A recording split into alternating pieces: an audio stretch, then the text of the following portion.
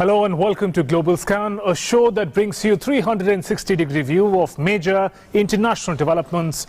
Justin Trudeau came on top in the Canadian elections but faces a tough challenge of leading a minority government. Stories of civil unrest in Chile, Lebanon and Haiti. Russia and Turkey strike a deal over Syria, and the new Japanese emperor takes charge. All that and more in Global Scan. I'm Shubhendu Ghosh. First up, the headlines. Canada's Justin Trudeau wins re-election but faces divided nation. Ruling Liberals to form a minority government. Trudeau pledges to bring unity to country. Hong Kong legislature formally withdraws controversial extradition bill that has sparked months of unrest. Murder suspect Shan Tong Chi released from the prison. UK Prime Minister Boris Johnson calls for a general election on December 12th to break Britain's Brexit impasse. Concedes for the first time he will not meet his do-or-die deadline to leave the European Union next week. Turkey and Russia strike deal over Syria, halt military offensive against Kurdish fighters in northern Syria. Deal sets out plans for joint Turkish-Russian patrols along the border. And principal of a religious school in Bangladesh among 16 sentenced to death for murder of teen. The victim had refused to withdraw a complaint of sexual harassment against the principal. Canadian Prime Minister Justin Trudeau has won the re-election but has to settle for a minority government. While Trudeau lamented the divisiveness that prevailed during the elections, he pledged to unite the country going forward. His charismatic personality swept Canadian politics when he took power in 2015, but the 2019 result shows a significantly weakened Prime Minister, straining under both the heavy baggage of incumbency and also extensive damage to his personal brand. Trudeau faces rough road ahead as Canada's minority parties lay out their conditions. Canadian Prime Minister Justin Trudeau pulled off a second consecutive election win on Monday. But the ruling Liberals will form a minority government. The Liberals restored the mandatory long-form census, citing a commitment to evidence-based policies. The vote showed a deeply divided country, with the defeated Conservatives winning the popular vote, while a resurgent separatist bloc, Quebecois, made big strides in the mainly French-speaking province of Quebec. On Wednesday, Trudeau pledged to bring unity to the country. He also promised to lower middle-class taxes and to move ahead on the expansion of a Western oil pipeline. I think many of us regret the tone and the divisiveness and the disinformation that were all too present features of this past election campaign. I think Canadians expect us to work together, to listen to each other, to figure out a way to move forward that isn't as divisive and challenging as this election was. I think there were a lot of issues that weren't properly addressed. I think there were big substantive ideas that weren't fully debated in this election campaign, and I regret that, and I recognize that much of this campaign tended to be around me, and I do hold a bit of responsibility for that. But this Parliament and this government will be and needs to be focused on Canadians. And that means we need to work together. We need to listen to each other. We need to figure out the right path forward for every part of the country. And that is something that I am committed to doing. A number of key decisions were taken by Justin Trudeau in his first term. Legislate pay equity in the federal sector. Trudeau made national anthem gender neutral. Increased international aid spending for women's health. Promoted status of women portfolio to a full department for women and gender equality. In 2018, Canada resettled more refugees than any other country. Central focus for Trudeau's government was climate change and environment. Liberals restored mandatory long-form census, citing a commitment to evidence-based policies. The Liberal minority government will require wheeling and dealing with federal provincial leaders. Trudeau, who took power in 2015 as a charismatic figure, promising sunny days, saw his popularity drop over old photos of him in blackface and his handling of a corporate corruption case. He will now have to rely on the new Democratic Party, the NDP, to push through key legislation. Hong Kong's legislature on Wednesday formally withdrew the planned legislation that would have allowed extradition to the mainland China after enduring 5 months of severe unrest in the city. 政府經過研究及檢討，決定 As a result of the divided public views in regard to the extradition bill, there have been conflicts within society. As we have started to review the matter, the administration decided to suspend the amendment exercise. For this purpose, I wrote to the President of the Legislative Council to withdraw the notice and resume the second reading debates of the bill. And as a result, the Legislative Council meeting stopped handling the bill. Thereafter, the administration has stated already few times the revision has come to a halt. For the purpose of spelling this out clearly, the decision of the Special Administrative Region Government in accordance with the Rule 64(2), I formally announced the withdrawal of the extradition bill. Thank you, Mr. President. 撤回條例草案，謹此陳辭，多謝主席。 Now, if the bill was passed into law, residents could be extradited to Communist Party-controlled courts in mainland China. It was seen as the latest attempt by Beijing to tighten up its grip on Hong Kong, which enjoys an independent judiciary. Despite the withdrawal, Hong Kong is not likely to see an end to months of unrest, as the move met just one of the 5 demands of the pro-democracy protesters, who were also calling for Lam to stand down for an independent inquiry into the perceived police brutality. And meanwhile, Shan Tong Chi, the suspect of a homicide case that happened in Taiwan in 2018, was released on Wednesday from Peacock Correctional Institution in Hong Kong. Shan fled back to Hong Kong to escape prosecution after murdering his girlfriend in Taiwan in February 2018. His case has prompted a now defunct fugitive bill, which also triggered months-long protests that became increasingly violent. He was initially sentenced to 29 months in prison in April 2019 on money laundering charges in Hong Kong. Let's talk about Brexit now. Britain's Prime Minister Boris Johnson, in fact, has said on Thursday that he was asking the Parliament to approve a national election to take place on December 12th as part of his efforts to ensure Britain leaves the European Union. Deal on Brexit. As you know, for the first time in 3.5 years, Parliament voted to endorse a way out of the EU, the deal I was able to do with our friends and partners.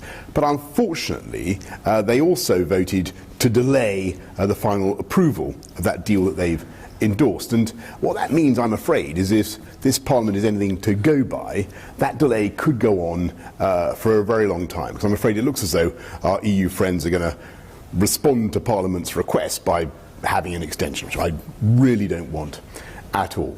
So the way to get this done, the way to get Brexit done, is, I think, to be reasonable with Parliament and say if they genuinely want more time to study this excellent deal, they can have it, but they have to agree to a general election on December the 12th. The police began the process of moving the bodies of 39 Chinese nationals found dead in a refrigerated truck from the port of Tilbury on Thursday. 11 bodies were transported from the port of Tilbury in UK to hospital in Kempsford for the first post-mortem examinations and identification. Paramedics and police found the bodies of 31 men and 8 women believed to be Chinese nationals on Wednesday in a truck container on an industrial estate at Grays in Essex, about 20 miles east of London. Essex police said that their priority was to ensure dignity for the victims in the largest investigation of its kind undertaken by the force, which was likely to be time-consuming. The Syrian army sent troops to northern Syria on Wednesday, a day after Turkey struck an accord with Russia, calling for complete pullout of the YPG fighters at least 30 kilometers into Syria. The deal struck by Presidents Vladimir Putin and Tayyip Erdogan on Tuesday expands on a US-brokered ceasefire deal last week and seals the return of his ally, President Bashar al-Assad's forces, to the northeastern border for the first time in years. While Tuesday's deal addresses Turkey's call for the YPG to be pushed back from the border, it also means Ankara will have to deepen its security coordination with Damascus after years of hostility between Erdogan and Assad. Meanwhile, President Donald Trump on Wednesday said that Turkey has said it is stopping combat and making a ceasefire in northern Syria permanent, prompting the United States to lift the recent sanctions it had imposed on Turkish imports in response to the violence.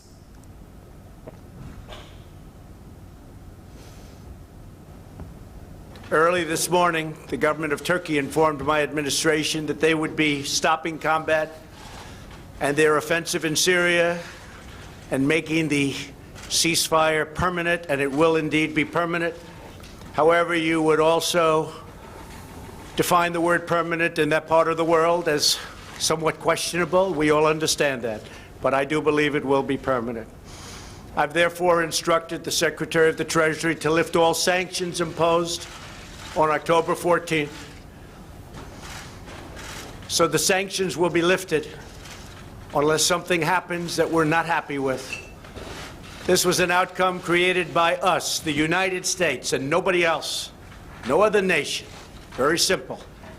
Meanwhile, Russian military police arrived in the strategic Syrian city of Kobani on Wednesday as Moscow warned Kurdish YPG forces that they face further armed conflict with Turkey if they fail to withdraw from Syria's entire northeastern border. Russia's warning came a day after it struck an accord with Turkey, calling for the complete pullout of the YPG fighters, which were once US allies but which Ankara calls terrorists. Now, for the first time in a decade, someone other than Benjamin Netanyahu will be asked to form a government in Israel. 70-year-old Prime Minister has called 2 elections this year, has twice been given the chance by the President to put together a ruling coalition and has failed twice. Former military chief Benny Gantz received an official mandate on Wednesday to try and form Israel's next government, but with no easy path to ending Prime Minister Benjamin Netanyahu's long hold on power. Head of the centrist Blue and White Party, Gantz will have 28 days to complete the task assigned by President Reuven Rivlin in a televised ceremony. Failure could lead to a new election, the third within a year. Let's now understand the deadlock that exists in Israeli politics. We'll try and look at the highlights of what is happening and what is the possible road ahead in Israeli politics. September 17th, elections ended in a stalemate. There was no clear winner. Benjamin Netanyahu, Prime Minister, got a chance. He couldn't prove his majority. He couldn't muster up the figure of 61 out of 120. President Rivlin gave Netanyahu 28 days to put together a governing coalition, which he failed to do. He didn't get a clear majority, and he couldn't get the support that was required to form a government in the 120 assembly. During that period, Israel's longest-serving prime minister, he just had 55 votes, 55 seats in the assembly of 120 members. So 61 was the number that Netanyahu was looking for. He couldn't muster up that number. Moving forward, having fallen 6 seats short of the ruling majority, Netanyahu, but that's the ethic of parliament, that he had to return his mandate to the president, had to say that he can't form the government. He doesn't have the number, doesn't have the majority to form a government in Israel. So moving forward, what happens next is something that we'll have to look for. So Gantz, a former armed forces chief, refused to join Benjamin Netanyahu. He did get a chance. Netanyahu did ask him, but he said that he will not be part of Netanyahu's government. He will not support Netanyahu becoming the prime minister once again. So that is where things begin to change. So Gantz now has got a chance to form a government. He cited reasons as the indictments that Prime Minister Netanyahu is facing. 3 corruption cases Gantz spoke about, and he said under these circumstances, his party, he is not going to support Netanyahu. So Netanyahu has already denied wrongdoing. The indictment charges that he's been facing, that Gantz also talks about, Netanyahu has denied any wrongdoing. Spokesman for the president has said that now Gantz will get a chance to prove the majority, prove the support in the Israeli parliament. Remember, 61 is the number that Gantz would also require to form the government in majority. 120 seats exist in the parliament.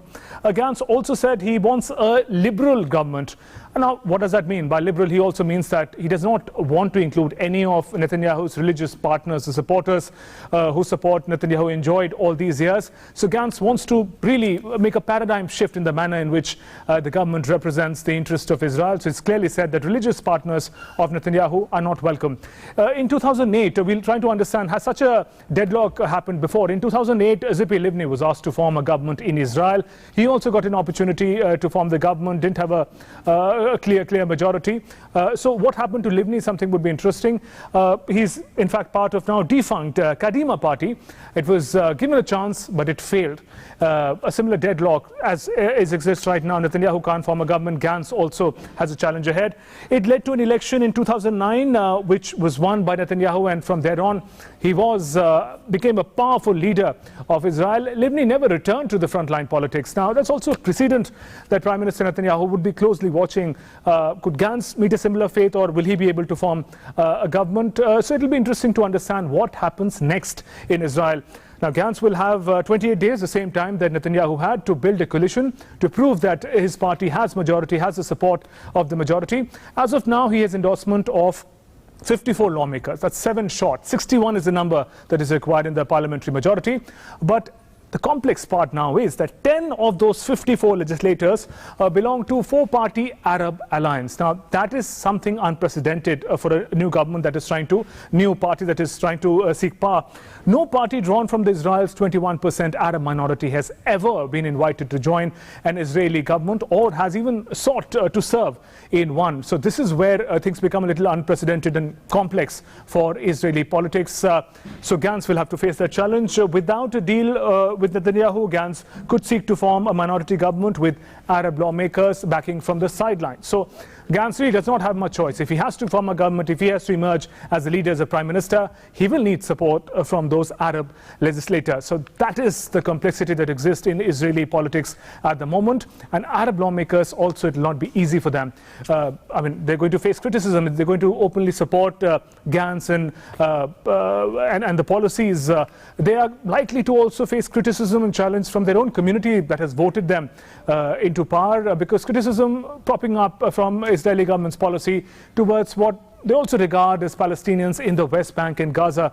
So this is where the complexity of Israeli politics lies, and this is where the challenge also lies for Gantz when he tries to prove majority and perhaps emerge as the next Prime Minister of Israel. Indonesia's new cabinet was released this week. Indonesian President Joko Widodo unveiled his cabinet for a second term on Wednesday, retaining former World Bank economist Srimulyani Indrawati as a finance minister and tapping the leader of the opposition as he seeks to push through reforms. President Widodo raised many eyebrows with his controversial inclusion of Prabowo Subianto, former general, who was opposition leader in Widodo's first term and sole challenger in April's bitterly fought poll. He will now serve as a defense minister of the country, while Retno Marsudi was retained as foreign minister. The CEO and co-founder of ride-sharing and payments firm Gojek Nadiem Makarim was his founder place in cabinet as education minister. Indonesian President Joko Widodo was sworn in on October 20th for a second 5-year term. President said that he will push 2 bills to replace laws that have hampered job creation, as well as warning he could sack underperforming civil servants. Now, thousands of students, workers are taking part in general strike in Chile as protests against inequality continue even after the government pledged social reforms. We'll now try and understand what is shaking up the otherwise rather peaceful Latin American nation. So, nationwide movement against high living cost and inequality is a similar challenge everywhere there civil unrest exists. These are common challenges. Nationwide movement is taking place against high living costs. So, people are protesting against their own government and administration. But that is at the heart of the crisis in Chile. Moving forward, President Sebastián Piñera declared a state of emergency. The security forces are on the streets in Chile, and to control the situation, the leader declared a state of emergency in Chile. So large-scale protests have been going on. A number of casualties have been on the rise. Some say it stands at 18 at the moment. Curfews has also been called in some parts of the country to maintain peace, law and order, under orders from President Piñera. And this is happening across the country in the unrest that Chile is experiencing at the moment. And moving forward, we'll try and understand the different aspects of what is happening in Chile. If you can change the slide, violent protests, clashes between police and the protesters are taking place. So the people taking on the administration, taking on the government, that is where the civil unrest is lying. Civilians take to the streets calling for Piñera's resignation. So the people want the president to step down. They blame him. A very traditional form of protest using cooking pots and spoons and banging them to make noise in a gesture to make the government hear what is going on. So how did these protests really start? The student-led demonstration against transport fares, it seemed like a A rather minor issue, students protesting against the transport fare hike during the rush hours that was introduced by the government. That was at the heart of it. Government announced metro rush hour price hike. When most of the people travel, that's when the fares were hiked. This is what the students were protesting against. But the government said, if you have a problem, don't travel. Come wake up early and travel in other hours. Don't travel during rush hours. It created a lot of outrage. School children, in fact, conducted a mass fare evasion. They refused to take tickets and travel in the public transport in order to protest. Now, police stopped students at the stations, and then it really spread out in the cities of Chile. Protest spills out on the streets, and people take on the security forces. They take on one another. Frustration over, now we're trying to understand the larger reasons, not just the ticket hike of a transport system. Frustration over increasing cost of living, low wages and pensions. Those are at the heart of the Chile unrest, lack of education rights. There's also a poor public health system and inequality that has motivated not just students, but in fact people from all walks of life, professionals in particular, to come on the streets. So what is the road ahead? What happens next in Chile? Possibly President Pineda announces price cuts, new wage after protests to really quickly try and stomp the unrest that is going on. But the promised reforms have really failed to satisfy the protesters or quell the protests. People are still on the street, and the deadlock between the protesters and the administration and the security still continues. So there is no really end to the unrest in Chile, and protesters want a say, in fact, in social reforms, and also they want accountability in the rights abuses. Remember, the casualty stands at some figures suggest 18 deaths have taken place, in fact, during this clash between protesters and the security forces. So much so that the United Nations has called for an independent probe inquiry into the protester death that is taking place. So these were some of the highlights of what is going on in the civil unrest that is taking place in the Latin American country. It has been a really peaceful country comparatively in the Latin American region, and in fact since the 90s when the dictatorial government came to an end, since then such an upheaval was really unheard of. So those were some of the highlights of what is going on in Chile. Now, moving on to Lebanon, Lebanese protesters took to the streets again on Thursday after a week of protest and say that they're not planning to leave until their demands are met. The protests expressing outrage with an establishment seen as corrupt have buffeted Lebanon since last week, despite reforms meant to appease the discontent and reassure the Western donors that have pledged badly needed aid but not yet dispersed it. The protests have been overwhelmingly peaceful, and the army has struggled to prevent persistent demonstrators from blocking roadways.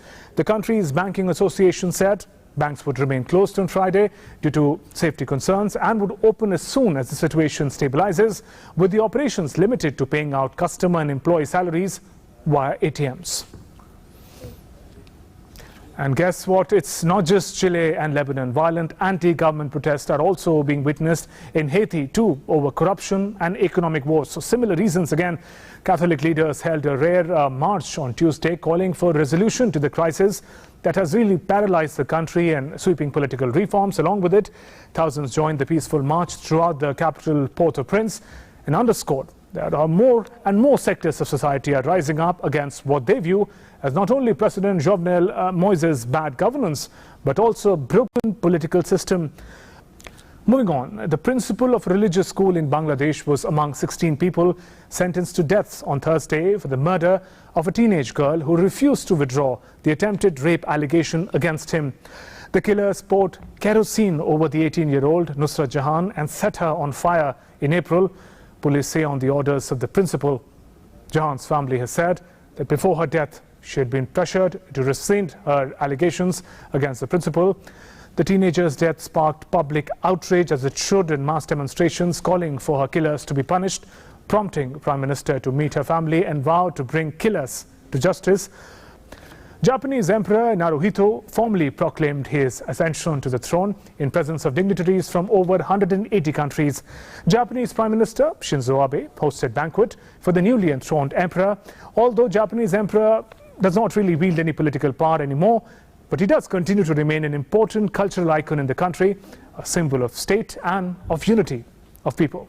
Japan's Emperor Naruhito formally proclaimed his accession to the throne on Tuesday in a centuries-old ceremony. He was clad in a traditional burnt orange robe and headdress during the ceremony. 皇室典範特例法の定めるところにより Emperor Naruhito formally proclaimed the throne in the Matsunoma, or Hall of Pine, the most prestigious room in the royal palace. He pledged to fulfill his duty as a symbol of the state.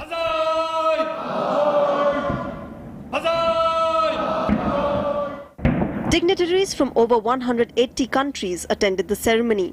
World leaders, royals and guests gathered at the Imperial Palace in Tokyo to witness the ceremony. Among the dignitaries were Prince Charles, the US Transportation Secretary Elaine Chao, the South Korean Prime Minister Lee Nak-yeon, and Myanmar's Aung San Suu Kyi.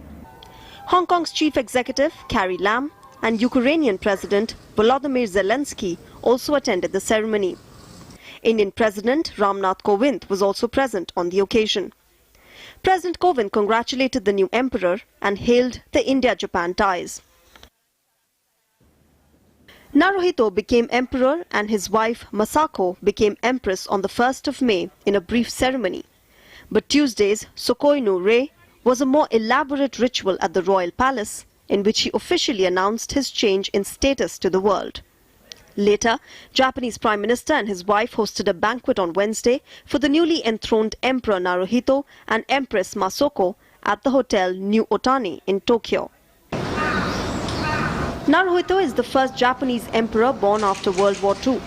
He acceded the throne when his father, Akihito, became the first Japanese monarch to abdicate in 2 centuries, worried that advancing age might make it hard to perform official duties. With Bureau Inputs, Global Scan Desk, DD India. And news now from the world of sports.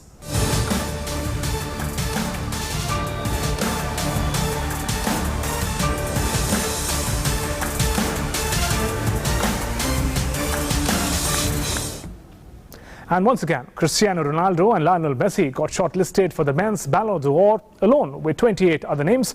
Last year's Ballon d'Or winner, Luka Modric, failed to make to the shortlist. The awards will be presented on December 2nd. Premier League players dominated nomination for men's Ballon d'Or award after the 30-man shortlist was announced throughout Monday, while French side Lyon had 6 nominees in a shortlist of 20 female players for the women's award. The award ceremony crowning the winners will be held in French capital on December 2nd. 4 awards will be handed out on the night, with the best men's and women's player honoured alongside Copa Trophy for under-21s and Yashin Trophy for goalkeepers. Last year's winner Luka Modric failed to make the shortlist, but Cristiano Ronaldo, Lionel Messi and UEFA Player of the Year Virgil van Dijk are nominated as expected. So far, the award has seen the domination of Lionel Messi and Cristiano Ronaldo, and both of them have won 5 times each. Whosoever will win the award this time will be the first player to claim the most Ballon d'Or. DD News. And now our special focus, Cinema Scan, where we bring you all the buzz from global cinema.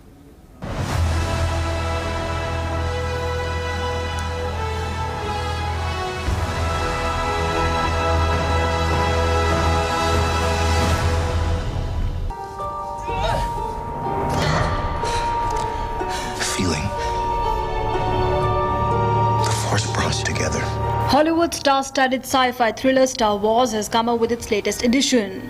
On legendary actor Carrie Fisher's birth anniversary on Monday, the final trailer for Star Wars Episode 9 The Rise of Skywalker was released. Fisher's fans will see her last appearance in the film. No one does. But I do. The trailer marks the last promotional look at the film before it is released on 20th December. A sequel of the 27th film Star Wars The Last Jedi, the film will wrap up on the 9-film story that began in the Star Wars Episode 4, A New Hope in 1977.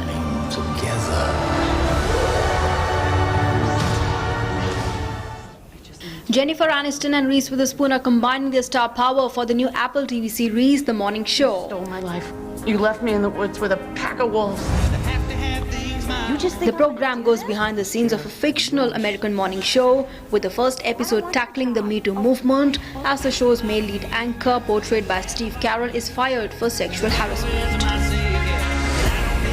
While the actors experiment with the show, Aniston feels pretty confident about the release. The show releases on 1st November. You walk out that door, you are never going to get back in.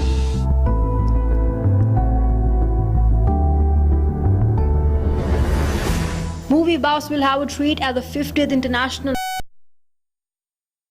to screen some of the best movies produced in the panorama of the world cinema.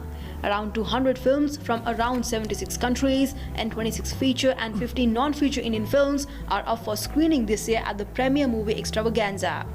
Also this year, 5 international films from Algeria, Korea, Romania and the US are in competition, with 2 Indian films for Best Debut Feature Film of a Director at the event. The festival will run from 21st November to 27th November. With Bureau Inputs, Global Scan Desk, DD India. And with that, we conclude this edition of Global Scan. News and updates continue after a short break. Namaskar.